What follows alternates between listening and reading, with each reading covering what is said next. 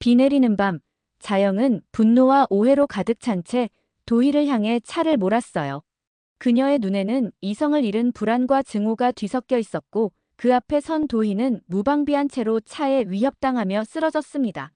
그러나 그녀를 진짜 죽음으로 몰고 간 건 예상치 못한 또 다른 인물이었죠. 도희는 두 번의 충격에 머리에 피를 흘리며 쓰러지고 말았고 그 순간 딸 보람이는 전화기 너머로 엄마가 사고를 당하는 소리를 고스란히 듣고 있었어요. 핸드폰 너머로 들린 건 다급한 비명, 그리고 쾅 하고 울린 충격음. 하지만 도희의 핸드폰은 사라졌고 마지막으로 들린 건 그녀의 절규였죠. 과연 도희는 살아날 수 있을까요? 이 사고는 단순한 비극이 아닌 거대한 비밀의 시작으로 봉인되고 말았습니다. 지금 바로 시작합니다. 재밌게 시청해주세요. 콩콩. 폭우가 쏟아지는 날이었고 자영은 늘 그렇게 비 내리는 밤만 되면 같은 악몽에 시달렸어요. 자영은 행복한 척했지만 단 한 번도 그 누구에게도 진심을 말한 적이 없었어요. 세상 사람들 앞에서는 화려하게 웃는 재벌가 사모님이었지만 마음 깊은 곳에서는 규철과 승우를 증오하고 있었습니다. 이 모든 일의 밑바닥엔 충격적인 비밀이 숨어 있었죠. 자영이 그렇게 아꼈던 승우는 사실 그녀의 친아들이 아니었습니다. 바로 30년 전 남편 규철이 승우를 안겨주며 했던 말 때문이었죠. 아무것도 묻지 마.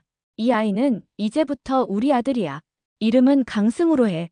자영은 승우를 남편 규철이 외도 끝에 데려온 혼외자라고 생각했어요. 하지만 진실은 규철의 혼외자가 아닐 것 같아요. 규철의 여동생 미란의 아들일지도 모른다는 추측을 해봅니다. 승우를 규철의 혼외자로 알고 있던 자영은 승우를 위하는 척했지만 어쩌면 처음부터 승우를 이용하고 있었는지도 몰라요. 자식을 향한 사랑이라 믿었던 감정이 결국엔 체면과 명예를 지키기 위한 계산이었다는 게 드러나는 순간 자영의 눈빛이 싸늘하게 변합니다. 악몽을 꾸던 자영은 기찬과 도희가 또다시 함께 있는 사진을 메시지로 받고 도희가 있는 장소로 향했어요. 도희를 향한 자영의 차가 멈췄을 땐 이미 그녀의 분노가 멈추기 어려운 지경이었어요. 그녀는 자신이 도희를 죽였다고 착각했고 그렇게 믿은 채 혼자만의 공포에 사로잡혔습니다. 한참을 어두운 도로 위에서 망설이다가 차를 몰고 돌아온 자영은 흔적을 지우기 위해 술에 취해 보조석에서 잠든 승우를 조심스럽게 운전석으로 옮겨놓았고 블랙박스를 몰래 빼돌렸어요. 자영은 겨우 집 현관문을 열자마자 벽에 몸을 기댔죠. 두 다리가 풀릴 정도로 심장이 요동쳤습니다. 주방 한쪽에 놓여있던 위스키 병을 들고 와 손 떨리는 채로 잔에 가득 부었습니다. 알코올이 목을 타고 내려갈수록 자영의 눈가에는 눈물이 고였고 입술은 퍼렇게 질렸어요.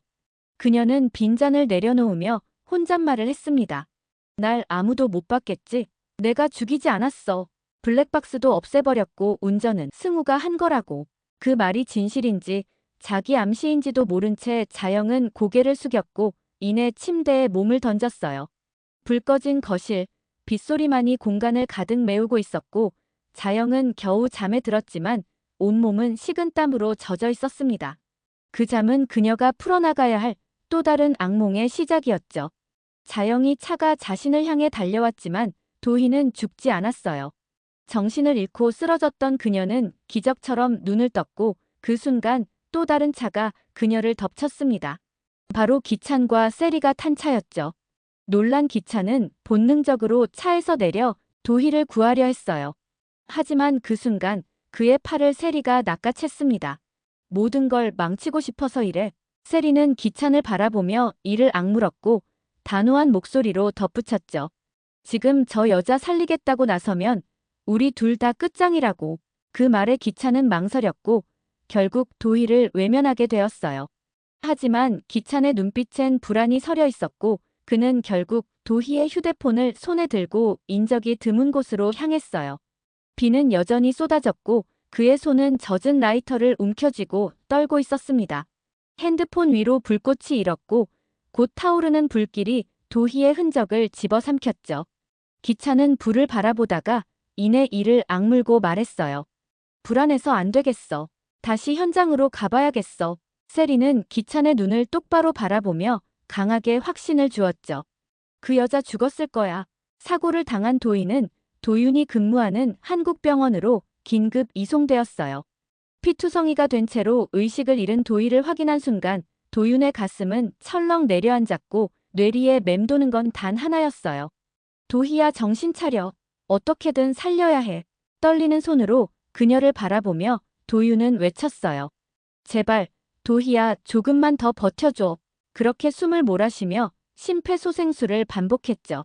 수술실 안은 아수라장이었고 도윤의 이마엔 땀이 맺혔습니다. 그렇게 간신히 도희의 심장이 다시 뛰기 시작했지만 그녀는 끝내 혼수 상태에 빠지고 말았어요. 차가운 중환자실의 침대 위, 그녀는 산소 마스크에 의지한 채 조용히 숨만 쉬고 있었죠. 그 누구도 장담할 수 없었습니다. 그녀가 다시 눈을 뜰 수 있을지, 아니면 영원히 이별을 고하게 될지. 한편 제인의 부탁으로 치킨 100마리를 주문받은 윤희는 신나게 집으로 향하고 있었어요. 그날은 마침 도희의 생일. 윤희는 손에 생크림 케이크를 들고 들뜬 목소리로 말했죠. 도희야, 올해는 내가 좋아하는 불고기까지 준비했어. 어서 와서 저녁 맛있게 먹고 함께 촛불 끄자. 보람이는 엄마에게 전화를 걸며 기다림을 참지 못하고 말했어요. 엄마, 빨리 와. 우리 다 기다리고 있어. 갑자기 그 천진한 목소리 너머로 모든 것이 무너지고 있었죠. 처참한 사고 현장엔 도희의 휴대폰이 없었고 유일한 단서는 보람이의 휴대폰에 자동 저장된 통화 녹음뿐이었어요. 거기서 들려오는 마지막 음성은 처절했어요. 이사님, 제발 살려주세요. 그 목소리를 들은 순간 도윤의 눈은 붉게 충혈됐고 주먹은 와락 쥐어졌습니다. 누가 우리 도희를 이렇게 만들었는지 반드시 진실을 밝히고 말겠어. 절대 용서 못해. 그리고 얼마 지나지 않아 도로 위 CCTV에 포착된 가해 차량이 강승우의 것으로 확인되면서 과거 음주운전한 이력이 있었던 승우가 이번에 또다시 음주운전과 뺑소니 혐의가 들씌워졌어요. 뉴스는 연일 재벌가 망나니 아들의 뺑소니 사고로 도배되었고 여론은 들끓었죠. 하지만 진실은 달랐습니다. 정작 도희를 치고 달아난 건 따로 있는데 말이죠. 그날의 진실을 알고 있는 사람은 오직 기찬과 세리뿐이었어요. 기찬은 무표정한 얼굴로 아무렇지도 않은 듯 승우가 대신 누명을 쓰고 구속되는 과정을 조용히 지켜봤습니다. 자신과는 전혀 상관이 없다는 듯 말이죠. 그러나 도윤의 눈은 달랐어요. 그의 촉은 날카롭게 반응하고 있었어요. 이건 단순한 사고가 아니야. 그날 도희가 말했던 이사라는 사람이 그 현장에 있었던 게 분명해. 그 사람이 반드시 얽혀 있어. 그날 이후 도윤의 마음속에는 복수의 불씨가 점점 타오르기 시작했습니다.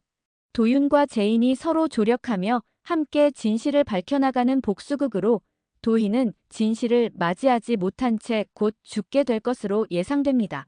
점점 더 정교해지는 음모, 하나 둘씩 드러나는 진실 속에 여왕의 집은 회차를 거듭할수록 전개가 빠르고 흡입력이 점점 더 강해지고 있어요. 매회 예상을 뛰어넘는 반전과 심리전, 그리고 인물들의 고통과 갈등이 더욱 짙어져 가고 있죠. 앞으로 어떤 진실이 드러나는 과정과 함께 펼쳐질 복수가 점점 기대가 되어집니다. 드라마 리뷰 콩콩에서 재밌게 풀어드릴게요. 여러분들의 구독과 좋아요는 영상 제작에 정말 큰 힘이 됩니다. 오늘도 함께 해주셔서 감사합니다. 콩콩.